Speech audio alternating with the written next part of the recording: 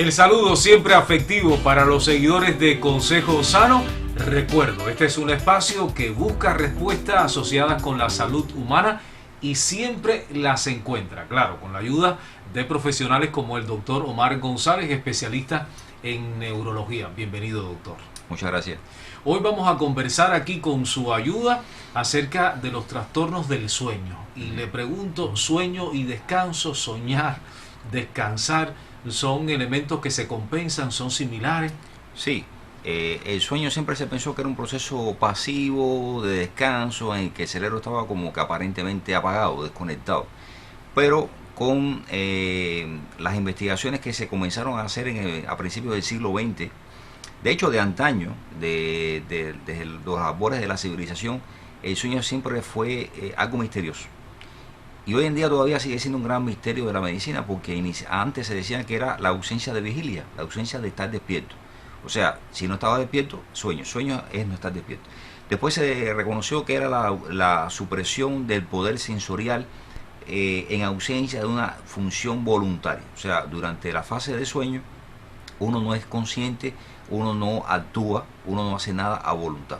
Ahí también nos encontramos con otro dilema ético y filosófico importante y a la vez algo misterioso para la medicina y para la ciencia en sentido general. ¿Qué cosa es estar consciente? La conciencia también es un gran misterio para la cual tampoco se ha encontrado una explicación satisfactoria del todo. Igual que no existe una explicación satisfactoria ni definitiva de qué cosa es la vida tampoco. Y bueno, la conciencia, el sueño, el coma y la muerte siguen siendo misterios grandes de la medicina. A principios del siglo XX, con las investigaciones que se llevaron a cabo con el descubrimiento en el año 29 del electroencefalograma, después en el año 30 y pico con los descubrimientos sobre qué cosa es la conciencia, y después en la década de los 50 con el descubrimiento de la fase de sueño REM, se pudieron avanzar mucho en este sentido y estar bien seguros de que el sueño era un proceso activo y muy reparador. O sea, no era un simple descanso, era otro tipo de actividad cerebral. No se estaba consciente, pero de manera involuntaria el cerebro va ejecutando una serie de procesos como si fuera una computadora que lo va ejecutando por detrás, otros programas que están activos pero que usted no los está ejecutando a voluntad, para que el cerebro logre reparar y reponerse de todo el desgaste que había tenido durante la fase de vigilia y pueda tener nuevas energías para cuando vuelva a despertar seguir viviendo y seguir en interacción con el mundo conocido, con el ambiente que lo rodea, con todas las cosas. Esa reparación, esa recuperación se mantiene aún cuando estemos soñando, aún cuando estemos, digamos que diseñando imágenes, incluso sonidos, en algunos de los casos, haciendo uso de una narrativa creativa. También en esas circunstancias mantenemos el descanso. También, un descanso activo, pudiéramos decir. Esto se llama, es una frase paradójica, también se conoce como el nombre de oxímoron, es un tipo de recurso literario en el cual es un descanso activo porque si durante el descanso no puede haber actividad, al contrario, tiene que haber algo pasivo, pero no, es un descanso de la actividad voluntaria que quisiéramos hacer o que hacemos durante la fase de vigilia, pero que a la vez es activo porque el proceso está depurando. Hay otro tipo de actividad eléctrica, hay una sincronización de toda la actividad eléctrica del cerebro para desechar las cosas que están de más, los recuerdos que están de más, la información que en exceso, para que el cerebro pueda de alguna manera optimizar la información que le es más valiosa, la más necesaria, quedarse con ella y desechar el resto de lo que no hace falta. Entonces soñar, digamos que combinar personas conocidas o no, historias a veces insólitas, pues no necesariamente está reñido con el descanso, con la recuperación. No está a no ser que se experimente de manera excesiva o se convierta en una pesadilla. Ajá, si hay pesadillas en exceso, si algo que perturba el descanso, en ese descanso activo que estábamos hablando, porque hace que la persona se despierte de pronto y entonces ya esa interrupción del sueño conlleva que cuando se analice todas las horas que estuvo en cama intentando descansar, al día siguiente por la mañana no se siente que hubiera descansado lo suficiente. De lo contrario, la insomniación, el proceso por otra parte, sí puede producir ciertos dividendos positivos, porque puede llevar a la aparición de obra creativa, actividad creativa desde el punto de vista científico, artístico. De hecho, muchos científicos han podido encontrar la solución a problemas acuciantes de la ciencia soñando, durmiendo, Cuando se levantaron al día siguiente ya tenían la solución de algo que venían intentando resolver durante muchos tiempos. Quizás Einstein encontró la teoría de la relatividad un día en la madrugada Puede haber soñando. sido, pero se recogen anécdotas de matemáticos famosos que encontraron la solución a una ecuación matemática importante, una ecuación integral, que la llevaban, por ejemplo, 18 años intentando dilucidar. Y de pronto, durante el proceso de sueño, se levantaron al día siguiente por la mañana y ya tenían la solución de eso. O artistas, pintores, escultores, escritores, en fin, que durante ese tiempo tuvieron les surgió una idea genial. Al día siguiente, ya despiertos en vigilia, con plena actividad voluntaria, la llevaron a vías de hecho y contribuyeron al enriquecimiento intelectual y cultural de la humanidad. Lo mismo la imposibilidad de conciliar el sueño. La imposibilidad. O que una vez que se queda dormido, la persona no logra tener un sueño continuo que le permita estar las horas promedio, que le permiten tener una reparación de su sistema nervioso y sentirse que al día siguiente, cuando se despiertan, están con energías renovadas, porque de pronto se interrumpe abruptamente el sueño por alguna razón. Por ejemplo, una falta de aire súbita, o un despertar que se despiertan confusionalmente. Una crisis de epilepsia también puede suceder en pleno sueño, en fin. Entonces vamos a detenernos aquí para dentro de solo unos minutos regresar y seguir hablando sobre los trastornos del sueño. Puede que te sientas identificado con el tema que hoy aborda Consejo Sano. Recomiendo la sintonía.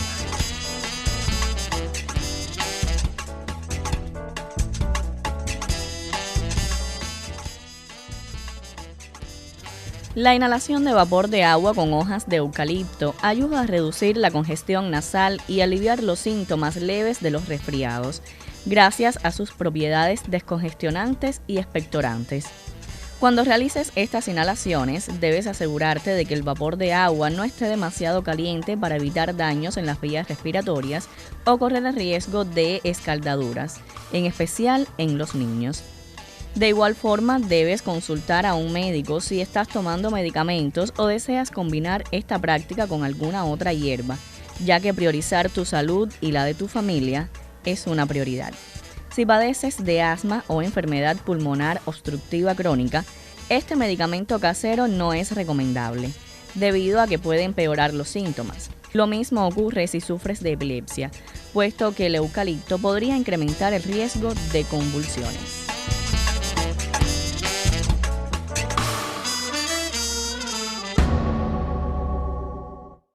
No hemos traicionado la promesa, nos mantenemos aquí con el doctor Omar González y hoy hablamos de los trastornos del sueño. ¿Existen diferentes tipos de trastornos del sueño? ¿Se clasifican así? Sí, como no.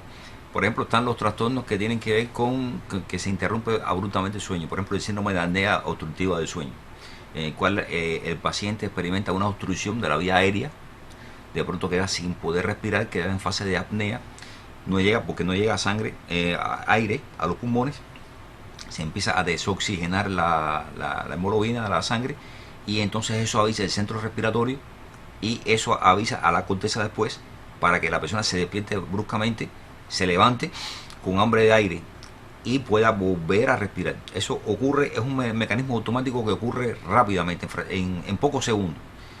Diría que no llega a 10 segundos que ese proceso empieza a ocurrir, que ya la persona se despierta automáticamente. Están también los despertares que tienen que ver con una crisis de epilepsia que empieza a suceder, y entonces la persona puede tener una convulsión en pleno sueño. De hecho, muchas de las veces que tenemos que consultar a una persona que comienza a padecer de epilepsia, si esa persona duerme en cama con alguna otra persona, ya sea su pareja, familiar, cercano, en fin, la información que ese familiar nos pueda dar de lo que ese paciente en pleno sueño ejecuta, lo que hace, cómo se mueve, cuando se despertó, qué impresión, qué fase tenía en ese momento su rostro, si convulsionó, si se movió de manera extraña en la cama. Puede ser un indicio de que la persona está teniendo crisis de epilepsia en pleno sueño. Y tener crisis de epilepsia en pleno sueño es un factor clínico, es un elemento clínico de mucho peso para diagnosticar la epilepsia en sí. También están los trastornos que tienen que ver con despertares que ocurren de manera abrupta que empiezan en la infancia temprana. Por ejemplo, están las famosas parasomnias. La enuresis es un tipo de parasomnia, o sea, orinarse dormido en la cama, es un tipo de trastorno del sueño también, y que no debe suceder, no debiera suceder después de ya que el niño ya tiene control de los esfínteres, después del año de edad, en la infancia temprana, ya el niño debiera ser capaz de controlar eso y que no le siguiera pasando durante el sueño. Pero hay veces que sigue ocurriendo hasta la fase de la pubertad. Y encuentras personas que te dicen que estuvieron orinando en la cama hasta que tuvieron 13, 14, 15 años. Otras veces queda hasta de por vida el trastorno. Y aún siendo adultos, tienen la pena y el bochorno que les sucede. Y tienen todavía el fenómeno de la enuresis. Pero lo más común es que desaparezca después de la pubertad.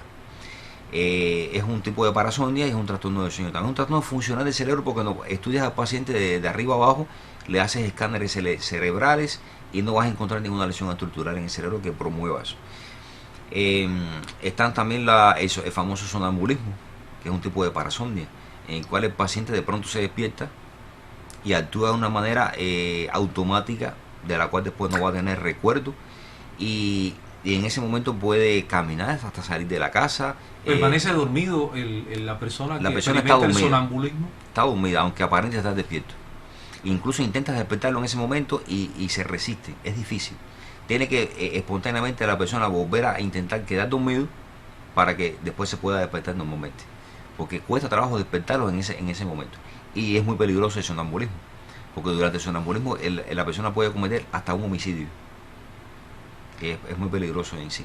De hecho, tuvimos que rendir declaración recientemente ante un caso que está siendo procesado legalmente, y tuvimos que exponer que sí, que el sonambulismo es una causa de un tipo de parasomnia, de trastorno de sueño, que la persona estando dormido, puede ejecutar un acto vergonzoso en este caso. Está también los despertares, el terror nocturno que experimentan algunos niños, ¿no? También en la infancia temprana, en la cual se despiertan de manera con un grito de terror en plena noche, y pálido, frío, sudoroso y llorando, y de pronto hasta que dura pocos minutos y vuelven a la normalidad. También los calambres que ocurren en pleno sueño es un tipo de parasomnia también, que pueden despertar a la persona. Entonces entendemos, doctor, que entre las causas que provocan estas anomalías en la salud del sueño están biológicas, causas biológicas y también psicológicas. También, ¿Sí? En el caso, por ejemplo, de la epilepsia sería biológica, porque hay un foco, el famoso foco epiléptico, o una epilepsia generalizada que da crisis nocturnas también, aunque no se encuentre el foco epiléptico, pero en este caso es cerebral, es orgánico, es biológico. Pero están las parasomnias son generalmente desórdenes de la función. No vas a encontrar una causa orgánica en cuestión. El insomnio, por ejemplo, que muchas veces somos consultados porque la persona no duerme bien, sobre todo personas mayores, y entonces, o personas ya que están sobrepasando la cuarta o quinta década de la vida, aún sin estar en la tercera edad de la vida, y nos vienen muy preocupados porque piensan que tienen algún problema neurológico grave. Y uno le tiene que decir, el insomnio el 99% de las veces es psicológico, psicógeno, funcional, mental, no cerebral, no orgánico, no biológico en este sentido. Corrigiendo, por ejemplo, una depresión crónica, corrigiendo trastornos afectivos, enfermedades psiquiátricas que están descompensadas. Algunos hábitos de conducta. Algunos hábitos de conducta tóxicos, por ejemplo, como el tabaquismo, el alcoholismo, se corrige ese insomnio. Doctor, ¿se puede sanar de estos trastornos? ¿Se puede acudir a terapias, a tratamientos farmacológicos, a, digamos, determinados hábitos que modifiquen conductas anteriores y lograr un sueño reparador, un descanso apropiado? Sí. ¿Sí? No todo depende de una pastillita. De hecho, en sí, la solución de muchos de estos trastornos no está en el uso de un fármaco, de una sustancia química, sino en cambios conductuales importantes, cambios de estilo de vida que tienen que ser radicales y que tienen que revolucionar toda la vida de la persona. De hecho, se conocen como cambios o como medidas de higiene del sueño.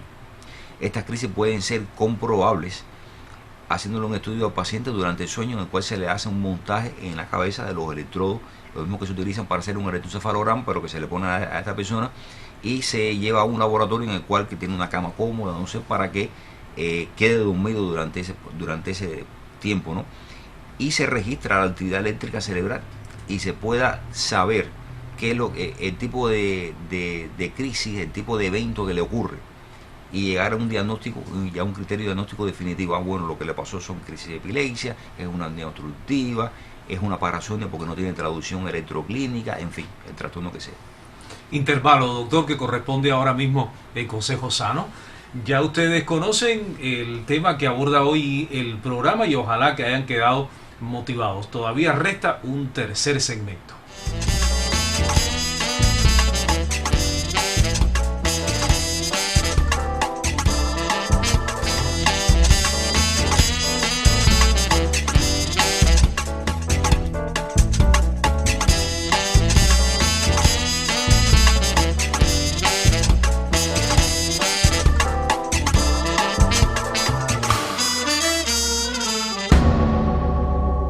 Tiempo para regresar, sabremos aprovechar estos minutos que restan, doctor. Es cierto que con los años, en la medida en que vivimos décadas de existencia, pues disminuye la calidad del sueño, disminuye el tiempo, el deseo de descansar, doctor.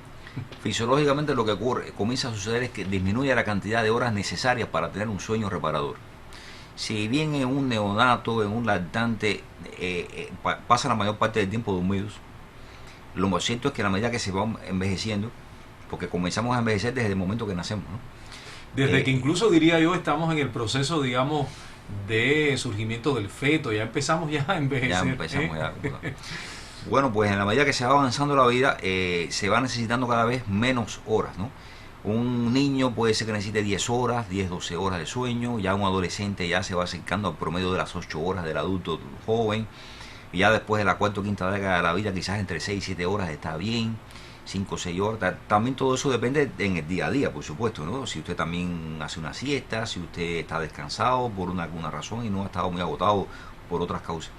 Y por eso se va haciendo más estrecho el intervalo necesario para tener un sueño reparador en la medida que va avanzando la vida. Entonces es un proceso natural. Es un proceso natural, es algo fisiológico, porque las demandas que tiene el cerebro, hay muchas cosas, muchas funciones que ya se hacen de manera rutinaria. Entonces, es como si tuvieran procesos automatizados dentro del cerebro como tal. Y mientras más cosas rutinarias y automatizadas tú ejecutes en la vida, tú menos te vas a ir agotando. Por ejemplo, si te da por aprender un instrumento musical o un idioma nuevo, después de los años 50 de la sexta década de tu vida, tu cerebro se va a comenzar a agotar más y tal vez tú necesites más horas de descanso diario para reparar la actividad mental que tú consumiste. Pero si tú no estás haciendo ninguna actividad cognitiva nueva que te conlleve un esfuerzo, valga la redundancia, cognitivo, un esfuerzo cognitivo nuevo, importante, intenso, entonces no vas a necesitar tantas horas de sueño para reparar tu cerebro. Existen padecimientos, doctor, que no son aliados del sueño, que pueden incluso provocarte determinados trastornos y habría que entonces primero atender esos padecimientos para después, como consecuencia, garantizar la higiene en el descanso. La hipertensión arterial esencial, por ejemplo, la obesidad, la diabetes mellitus, una persona que tenga un mal control metabólico de su azúcar, ¿no? De la glicemia, puede tener en pleno sueño una hipolicemia. Yo he tenido que asistir a familiares bien cercanos a mí que tuvieron eventos de hipolicemia en pleno sueño y tuvimos la posibilidad de darnos cuenta a tiempo, identificarlo y darnos cuenta que la conducta que estaba teniendo en pleno sueño no era normal, y a esa hora tener que movilizarnos e intentar corregir eso dándole azúcar a la persona, y pudimos sacar a la persona de una fase de hipolicemia. Eso puede pasar. La obesidad también puede conllevar a que aparezcan eventos de apnea obstructiva del sueño que habíamos mencionado. La persona se asocia la apnea, disculpe doctor, con el ronquido, con roncar. Con roncar, sí. Por ejemplo, la obesidad hace que una persona que sea obesa, que tenga un cuello corto, eso puede conllevar, y que sea un roncópata crónico, eso puede hacer que aparezca una apnea obstructiva del sueño y que la persona se despierta en apnea. Y esos roncópatas tienen un riesgo incrementado de sufrir un ictus a su vez, una enfermedad cerebrovascular isquémica.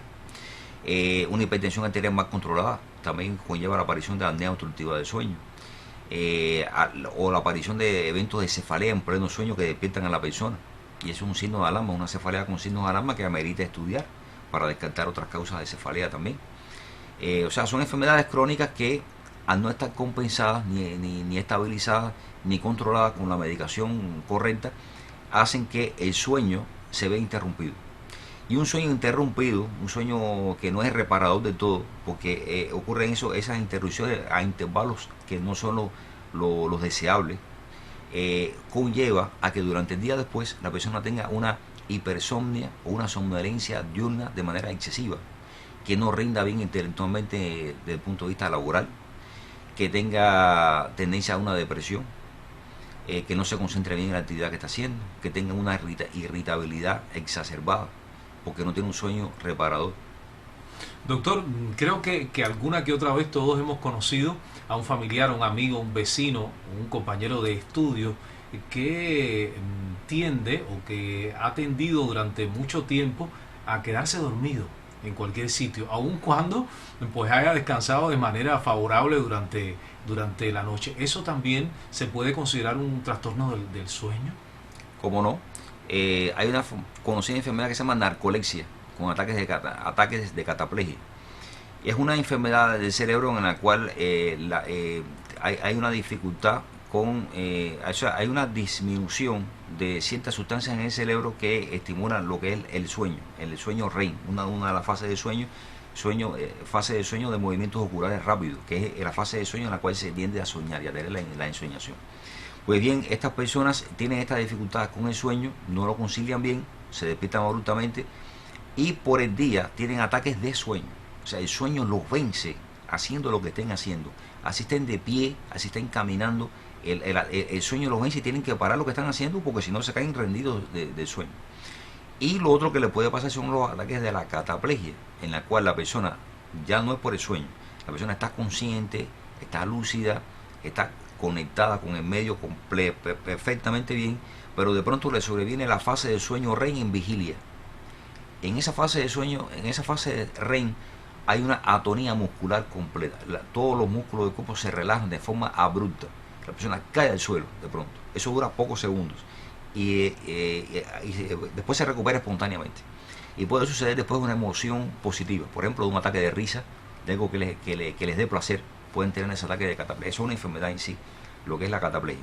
Pero muchas veces se puede tener también una hipersomnia diurna, no necesariamente el ataque de sueño que veníamos describiendo de esta enfermedad que se llama narcolepsia, debido a que no se duerme bien necesariamente por la noche, porque la persona, por ejemplo, está obeso, tiene hábitos tóxicos que no ha eliminado, por ejemplo, consumir alcohol a altas horas de la noche, el exceso de bebidas excitadoras del sistema nervioso como es el exceso de café. El café no es bueno, no es malo en cantidades moderadas, pero en cantidades excesivas promueve la ansiedad, crisis de pánico, insomnio, y entonces eso hace que no se duerma bien por la noche y después al día siguiente uno se está quedando dormido porque no tuvo un sueño reparador la noche anterior. O sea, hablamos del café, el alcohol, el tabaquismo. Y en la modernidad, doctor, el uso, digamos, excesivo de las redes sociales, el consumo de contenidos, incluso hasta ahora entradas de la madrugada, podría también provocar pues daños en la búsqueda, en encontrar ese sueño reparador. Por supuesto. Las personas, por ejemplo, le dicen a uno que se despiertan en plena noche y para esperar quedarse dormidos de nuevo cogen el teléfono y lo encienden. Error. No, eso es lo menos que debieran hacer en ese momento. No ponerse en contacto con ninguna pantalla lumínica tecnológica, ni de teléfono, ni de computadora, ni de televisión, porque eso les activa, impide que su cerebro secrete de manera espontánea una sustancia que se llama melatonina en la glándula pineal, y entonces, sobre todo si la luz que le llega a los ojos es del espectro de la luz azul, menos van a poder conciliar el sueño. Doctor, ya estamos en el minuto final del programa. Yo quiero preguntarle acerca de aquellos elementos favorecedores de la aparición del sueño, de que surja el sueño que necesitamos, el silencio, la luz tenua o la, digamos, desaparición completa de la luz, de esas condiciones, el clima de la habitación. Esos elementos también son importantes para buscar el descanso. Son medidas que forman parte de lo que habíamos dicho de la higiene del sueño. Sí. Por ejemplo, en la habitación o dormitorio destinados a dormir, no se deben tener televisores, computadoras, no se debe coger esa habitación para actividades laborales de trabajo o para reuniones familiares, o para hacer otro tipo de actividad que no sea dormir, o la actividad de la vida de pareja. De lo contrario, no debe hacerse ningún otro tipo de actividad en el dormitorio. Se debe buscar una hora, la misma hora de ir a la cama a dormir y la misma hora de levantarse. No está bien que la persona entre semana necesite de levantarse a las 7 de la mañana todos los días y que llegue el fin de semana y quiere estar durmiendo hasta las 12 del día. Eso genera inestabilidad, irregularidad con el sueño. Y estás haciendo que el cerebro no aprenda bien cuál es el tiempo reglamentado para que pueda descansar las horas que debe descansar todos los días. Y debe ser la misma cantidad de horas, ya sea que tenga actividad laboral el día siguiente, ya sea que tenga necesidad de salir a la calle o que no la tenga. Debe ser la misma cantidad de horas. No trasnochar, o si tiene que hacerlo, que sea por un motivo de suficiente peso, pero no por gusto todos los días. Lo otro es que si se tiene dificultades para conciliar el sueño, es aconsejable hacer un baño de agua tibia, calientica, del cuello hacia abajo, porque el agua caliente genera tranquilidad Antes de dormir. antes de dormir. Todo lo contrario al agua fría. El agua fría activa, despierta. De hecho, cuando uno tiene sueño, una de las cosas que tiende a hacer es echarse agua fría en la cara, porque el agua fría activa el sistema nervioso central. Y bueno, todas las cosas que dijimos, evitar el café a altas horas del día, después de las 5 o 6 de la tarde, la bebida alcohólica también a altas horas de la noche, el tabaquismo, la nicotina y todas las sustancias que tiene la nicotina son altamente excitadoras. Aumentan la síntesis de dopamina en el cerebro, y la dopamina es un neurotransmisor excitatorio. Y lejos de sedar y tranquilizar lo que es, ponen activa toda la función cerebral y por supuesto la actividad mental. Son estimulantes, ¿verdad, doctor? Estimulantes. Y perturbadores del sueño. Y las drogas ilícitas también. Claro. Gracias, doctor, por estar con nosotros en Consejo Sano. Lo esperamos en otra oportunidad. Gracias. Y a ustedes también, porque regresamos, como siempre les digo, dentro de 7 días para compartir con ustedes otro Consejo Sano.